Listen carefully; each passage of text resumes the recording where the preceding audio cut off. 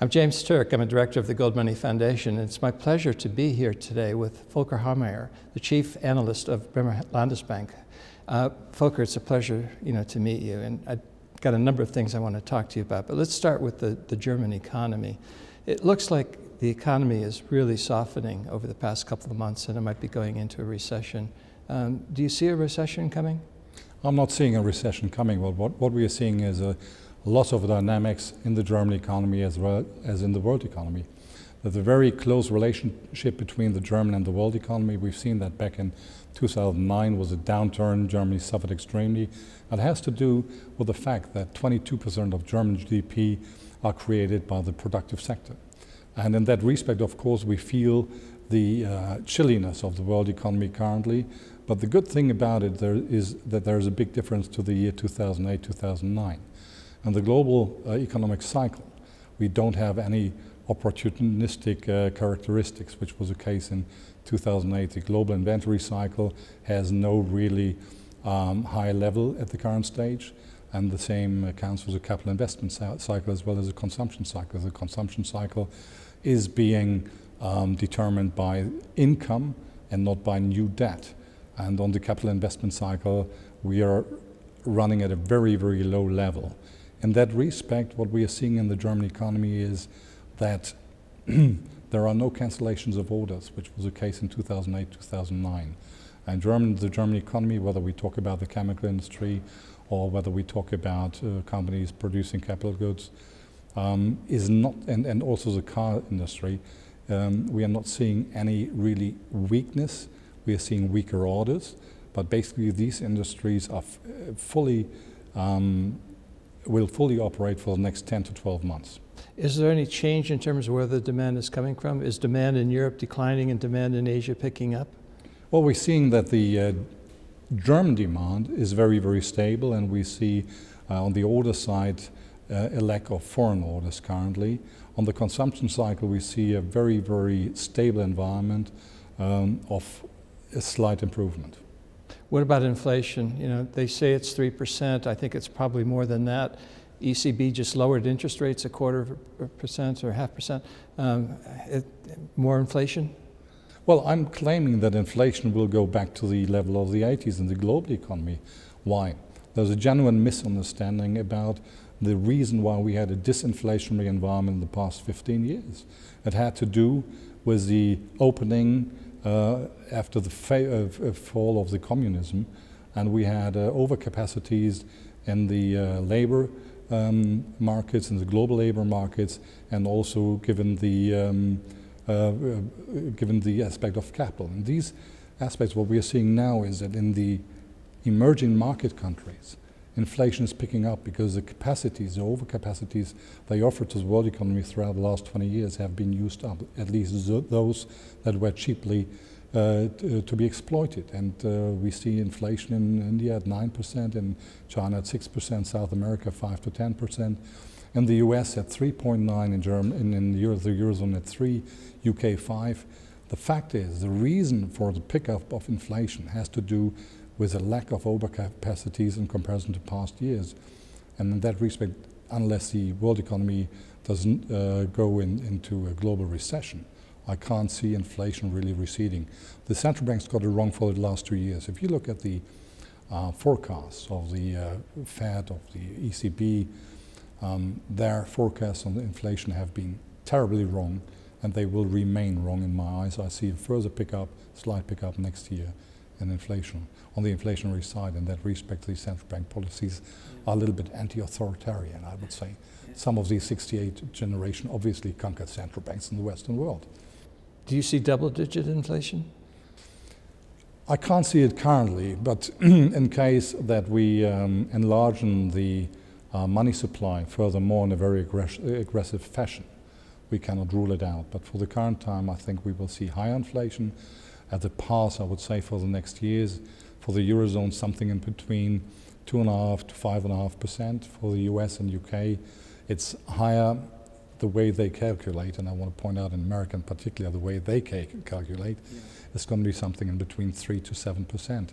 And if you take John Williams' shadow government statistics, you know that the way to calculate inflation was much better in 1990. One of the reasons why you see the impoverishment of the middle class in the US has to do with the wrong level of consumer price inflation due to the Boston Commission back in 1992, I think it was.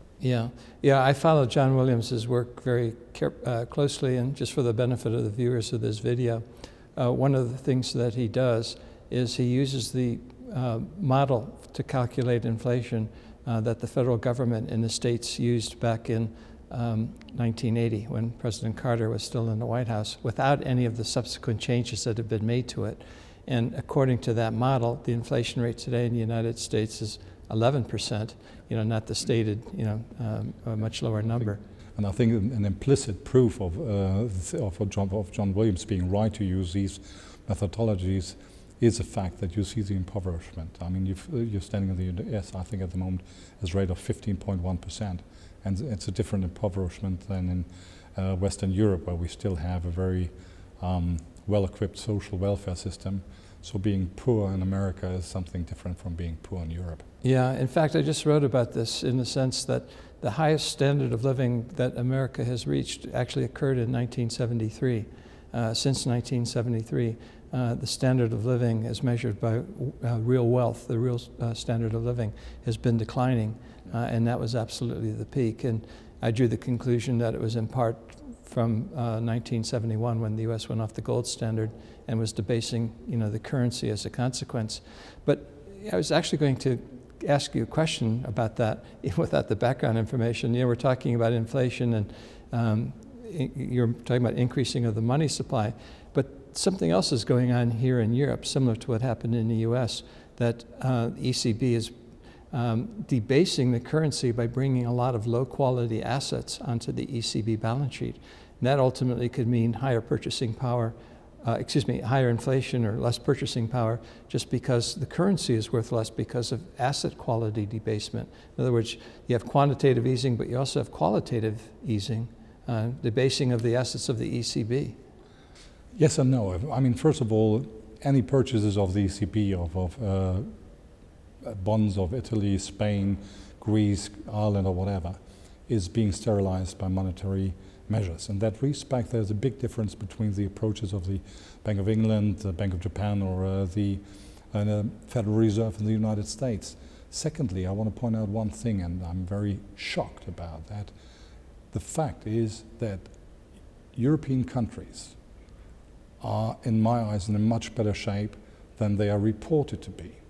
To give you a clue, take Ireland. Ireland went under the umbrella of the European mechanism in October 2010.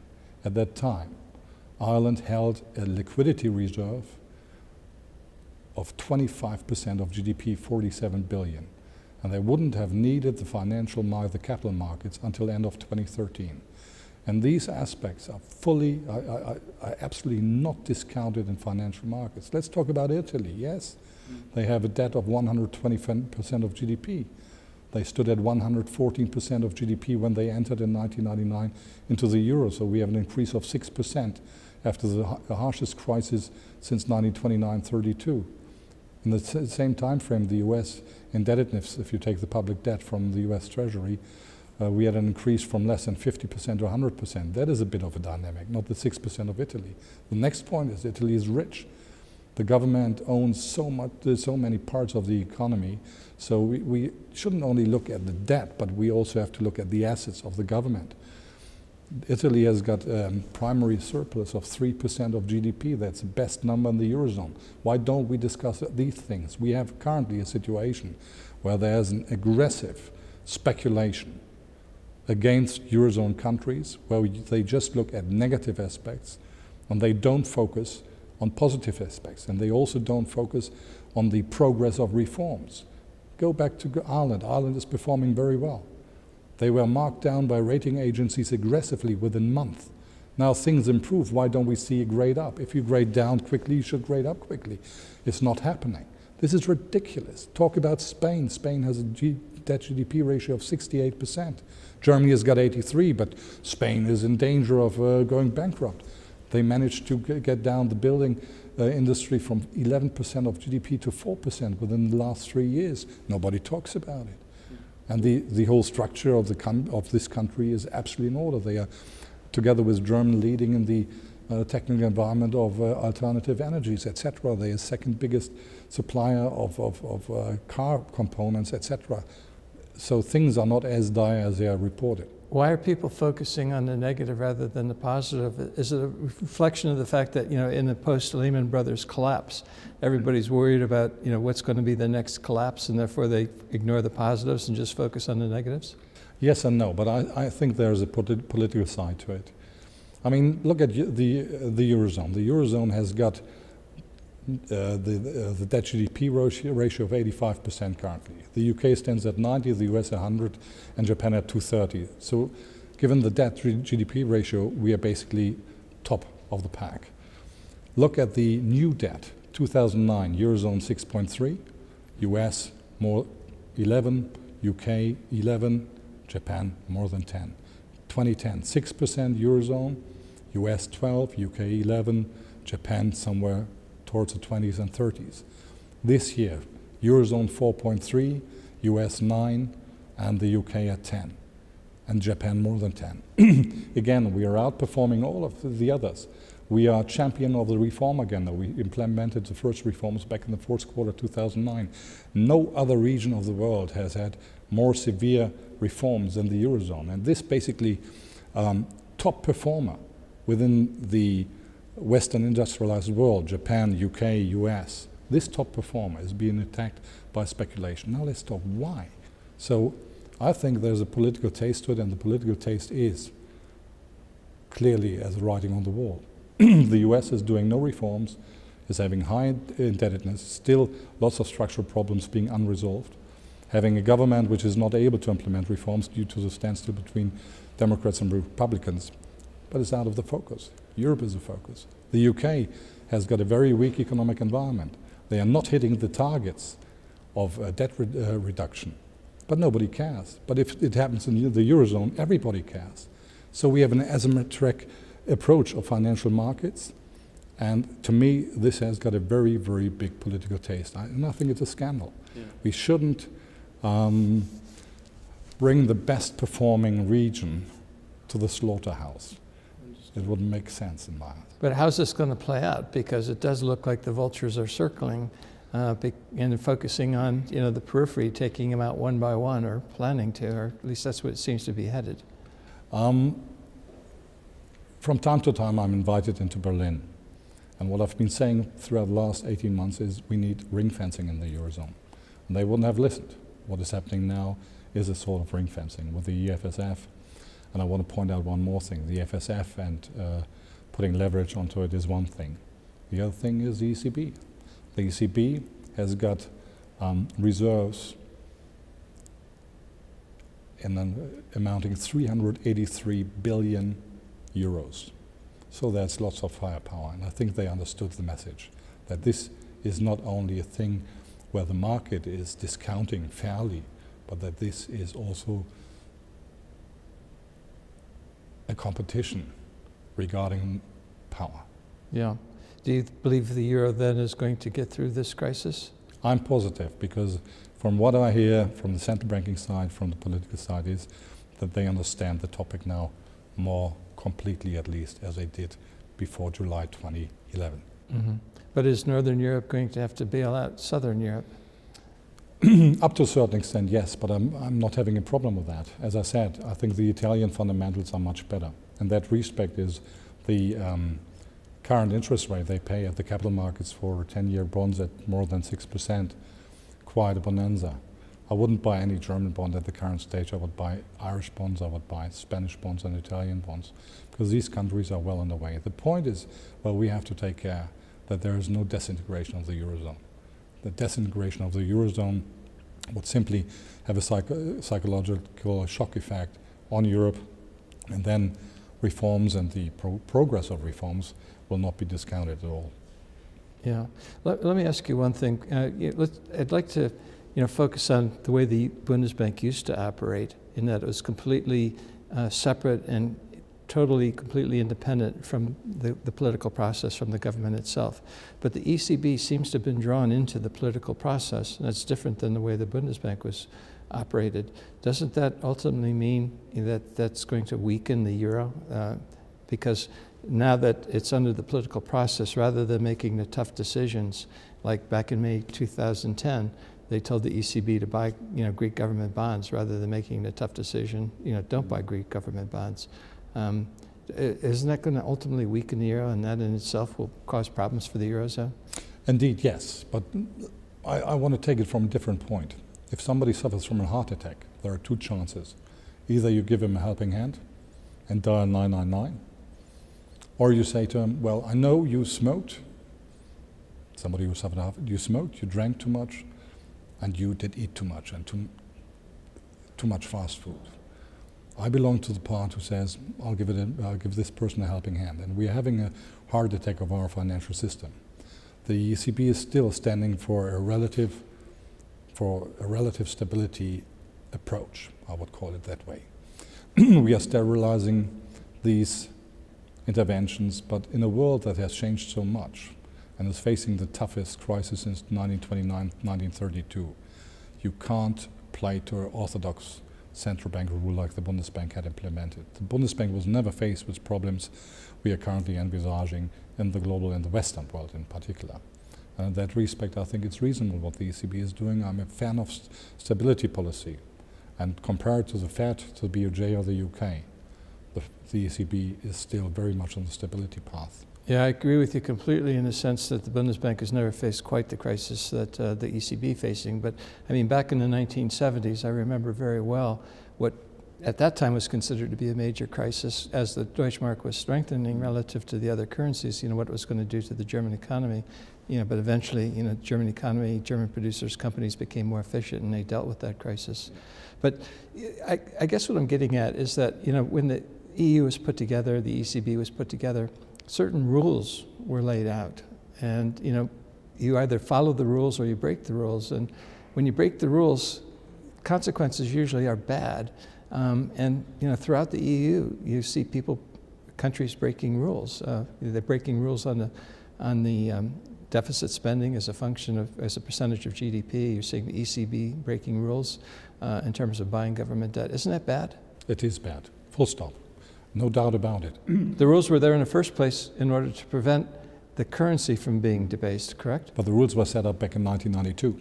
And in 1992, as I said, communism failed in 1990. And from 1990 onwards, we had a shift. We had deregulation, where things were just getting out of hands. The perfect market requires a polypoly.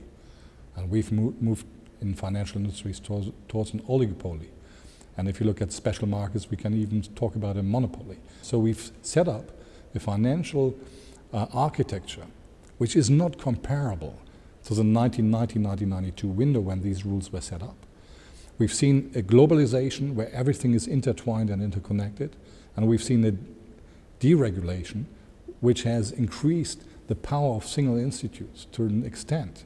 Well, we have to answer the question, if we play to the orthodox rules of the Bundesbank or of the Treaty of 1992, we will have a global depression straight away, a meltdown of the global financial system, and we will have as a consequence a global instability in politics. And that may be worse in 1929, 1932, because then economies were not that intertwined. And think about Germany in 1933. That was a result out of problems. And I simply say, I'd rather break a couple of rules instead of allowing a situation where millions of people will die on the road. And I have one more argument for that approach.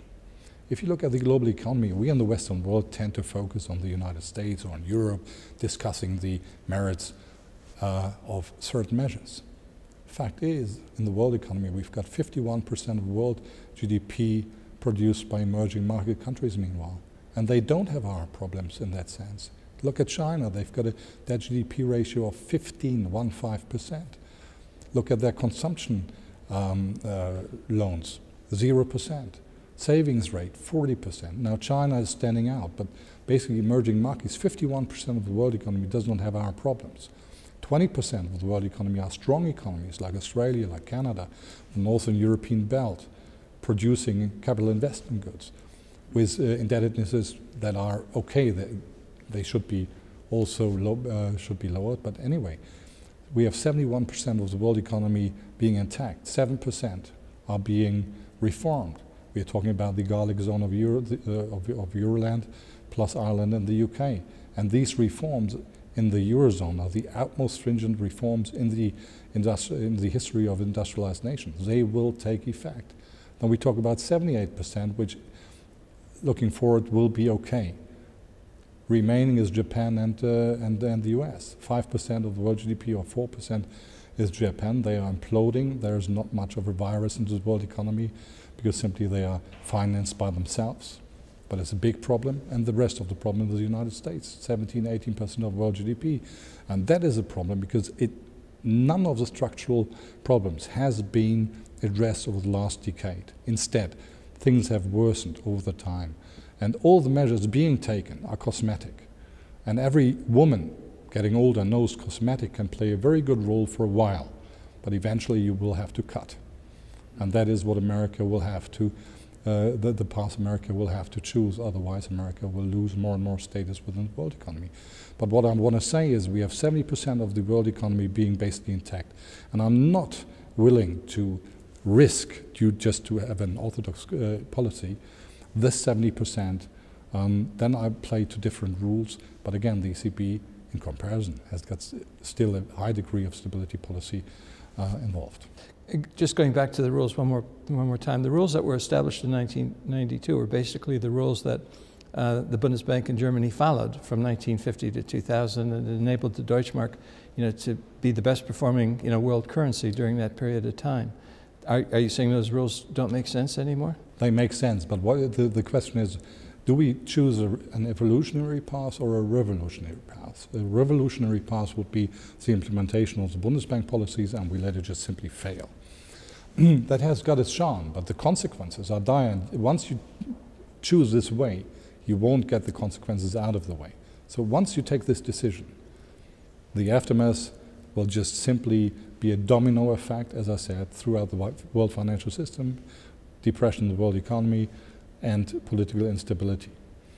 And in that respect, I think the evolutionary path is much better. And again, I want to come back to the reform again of the eurozone. Ireland is well on the way. Portugal. We've seen that also with Spain. They are performing, yes. And now we come to Italy. The fundamentals are still in line and are have got a lot of potential. Basically, no reason why to sell off Italy. And now they implement reforms and adding up to an amount of 100 billion euros. And yesterday they said, all right, we will be checked with the implementation of the reforms by the EU, by the IMF. We are changing eurozone here. We are changing the whole business model of the weak countries currently. And we don't get any, let's say, positive discount for that. Instead, we get a negative one, and that is ridiculous. I understand what you're saying, and I think you're making the case that most of the political leaders would be making, but will the people who vote ultimately see that? Well, if German professors like Mr. Zinn or people like Mr. Henkel keep on with their propaganda against the Eurozone, for example in Germany, it's not likely to happen. But the fact is that the mood within the Eurozone is changing. That is my... changing in what way? In the way that they see that the Eurozone makes a lot of sense. And I want to give you an example. I mean, I'm very often on German TV. But recently, we are getting much more appearances where I talk about the progress, which is not being done by my colleagues. And I think my colleagues have performed unprofessionally and unacademically, because simply they just look at one side of the coin, and that is, in my eyes, unprofessional, yes. Mm-hmm. Is the attitude in other countries changing as well? Or? Well, when you look at France or at Spain, people are in favor of the Eurozone. Now you can say, okay, they promise themselves to have benefits in the current situation. Yes, of course. I think the utmost critical countries where the general population is critical is Finland, it's Austria, and it's Germany. apart from that, I think there's a lot of consensus pro-Europe. And also, if we had a referendum in Greece, I'm very sure that it would be positive with an outcome of 60 to 70% improvement for a simple reason. If Greece turns against the reform agenda, anybody who's got a job, and there's 85% of the workforce, basically signs themselves into unemployment. But we won't get the referendum anyway. In that respect, this discussion is rather theoretical. It's speculative. How do you see things unfolding then over the next several months? Well, I think the approach in July, with the ESFS being enlarged and possibly given leverage to it, together with the support lines now by the IMF, with liquidity lines to countries that run into problems, together with the pressure of G20, in particular out of the Asian region, will morph into a situation where the progress in the eurozone will come more into the forefront. I'm very, very positive that the eurozone will gather momentum and will have a different standing in 2012 than in 2011. But there are still a lot of risks prevalent, but I remain positive on this count. And also I want to point out, I mentioned that earlier, if you look at the global cycles in the economy, we've seen a reduction of the global dynamics due to political risks. The very moment these political risks recede, we will see a pop-up of the global economy. Currently, my colleagues are calling down global growth forecasts for 2012 and also central banks, etc. And I feel very relieved. They got it wrong since 2007, so they're going to get it wrong here again. What we are saying next year is, for instance, I'm coming from Hamburg, I'm very Hanseatic, so I like understatement. I'm saying the IMF call for global growth of 4% is in line with my forecast, but qualified as a Hanseatic approach. If my theory is right, we will see next year that risks are receding, that the progress in the eurozone is being discounted, the political risk is diminished. If that is going to happen, we will see global growth next year standing at 5%, high inflationary pressures. And talking about the German economy, the 5 wise men called for a growth next year of 0.8%. In the muddled through scenario, which is the Hanseatic one for the eurozone, I call for 1.7, and if things go like I favor, I see 3% growth in Germany next year. Yeah, but with a higher inflation rate. High inflation rate. But is that a cost that you're willing to absorb in order to enable the eurozone to continue operating? Yes. And I think we lived very well back in the 80s with a comparatively high level of inflation.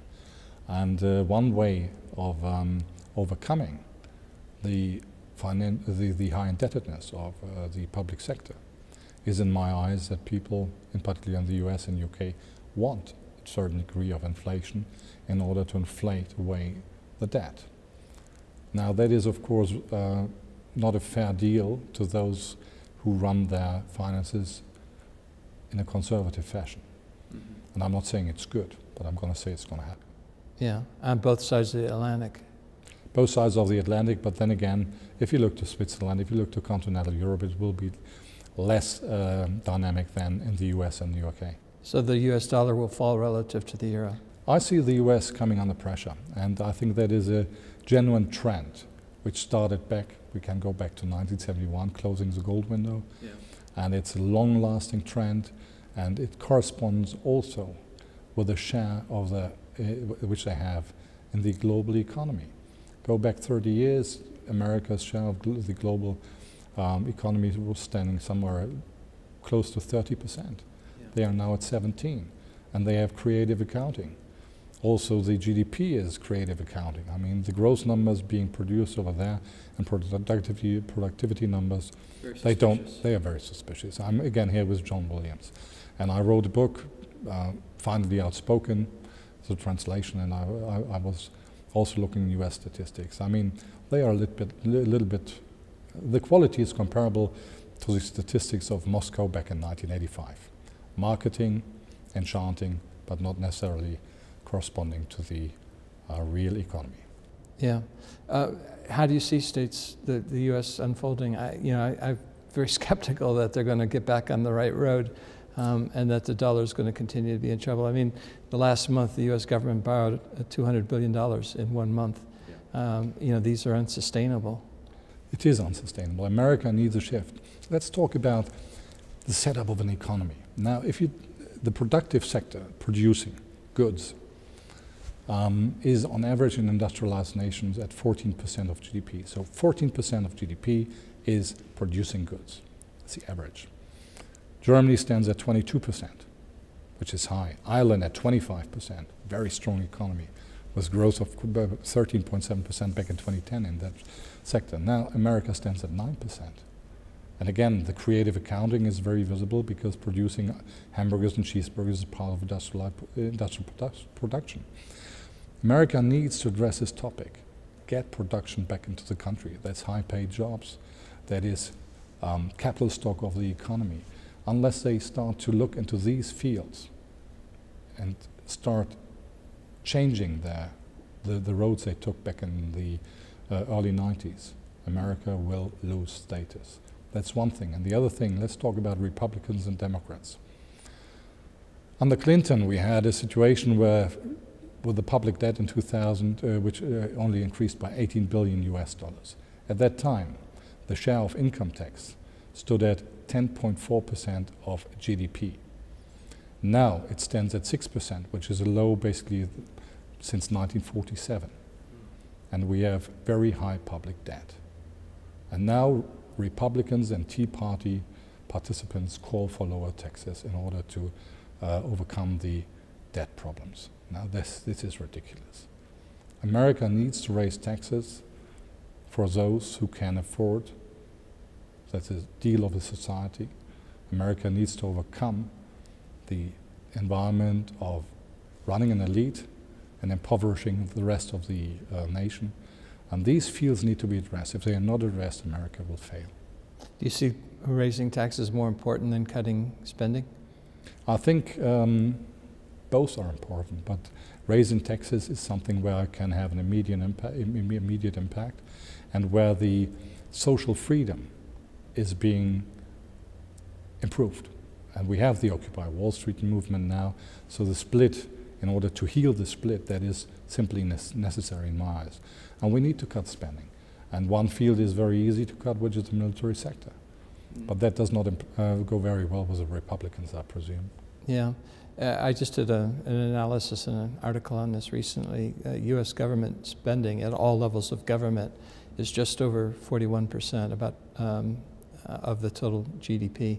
And it's never been this high ever, even during the Second World War, which to me suggests that, you know, government has become too big, and that the private sector, which is really where wealth is created, has to grow. So, you know, I would like to see a dramatic cut in government spending and enable the private sector to do what it does best, which is create wealth, because after all, the wealth the government spends comes from the private sector. That's Austrian school, but again, the point is, how do you generate that? If you do it from now, if you do it immediately, you run a higher risk of derailing the whole economy. What you need to do is, and again here I'm calling for the evolutionary path, is just to change the direction of your policies and take steps that are not too harsh to derail the economy. Because in order to get fiscal healing, you need a performing economy. Let's talk about Greece, for instance. We've seen a contraction of the GDP throughout the last 2 years by 10%. And they managed to get down new debt from 15.4 of GDP down to 8.5.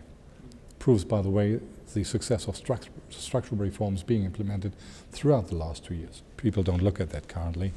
They are very one-sided. But we need, in order to have a real fiscal healing, a further positive performance of the economy. That is very, very helpful.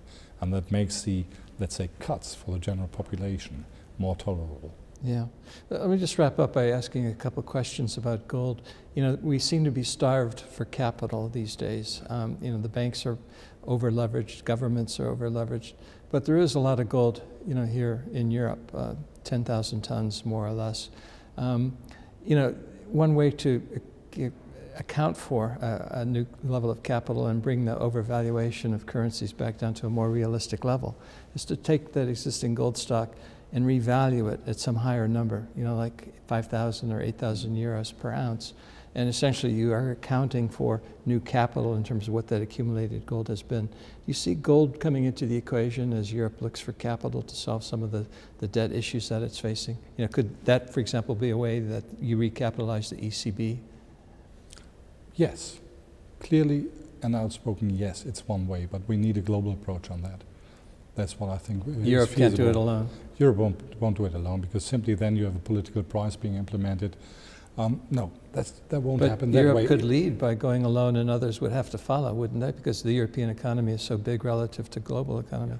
But what I think is we will see a different approach. We will see that due to the fact that the emerging markets, central banks like PBOC, the People's Banks of China, etc., they accumulate gold in a very strong fashion. And not only them, it's generally the whole part of the emerging market countries looking into precious metals. They go back, they say this trial period from 1971 to 2011, when no gold standard was there, simply went wrong. This is what we can say today. And even I think Zolik of the World Bank said gold will play a major role in the future. And I totally agree on that. Gold will be money again. Whether it is for the normal citizen is a different question, but on central bank, on governmental basis, it will get the status again within the next 5 to 10 years. I'm very sure about that, and that will go along with a price which is a lot higher. I'm not willing to give any forecast on where gold or silver will go within the next 5 to 10 years, but what I will say is it will be much, much stronger than it is currently, and people simply have no fantasy of where the real fair price could be. Yeah. Because of that outlook, do you think that individuals should accumulate gold and silver then as a way of diversifying their portfolio and protecting? Absolutely. We have a kind of financial repression, the way Western governments work nowadays, with interest rates lower than inflation rates. And one way to escape from these mechanisms is that any individual sets up his own gold and silver standard. And that's what I've been doing since 2001. And has been very wise. And I have also a recipe how to trade. If you have 100 tickets which you invest, you play with 30. You always remain long 70. So you catch the trend with 70. If it goes into a blow-up phase, you're long 70. And with 30 you trade, you sell when it's high, rebuy when it's low. I've been doing that for the past 10 years, and I will keep on doing it for the next. And in an uncertain, unpredictable future, you know, gold is sort of a safe haven that Indeed. Makes sense. It can't be printed. Some ETFs try to print it. And I'm looking very much into the physical demand equation. And the physical demand equation tells you one story. This gold and precious metals are in demand, full stop. And you can fool markets a while with paper gold or paper silver, but you can't fool it for a longer period of time. And if you look at charts over the last 3, 4, 5 years, what you can see is that the up moves are very strong, and back in the first part of the last decade, the correction phase was very steep and very prolonged. It's less steep and it's less prolonged. And it shows that our friends in the Wall Street and in the City of London and some other players are not in a very comfortable place currently. Yeah, and higher gold, higher silver over time is likely. And you've got to see it as an investment. Any time where we see aggressive sell-offs, I'm very happy because it offers opportunity. It's the only subsidy of central bank intervention I do accept for my own money. Yeah, good point. Thank you very much. Well, Volker, this has been a real pleasure. I've been speaking with Volker Hellmeyer of Bremer Landesbank. Thank you very much. Thank you.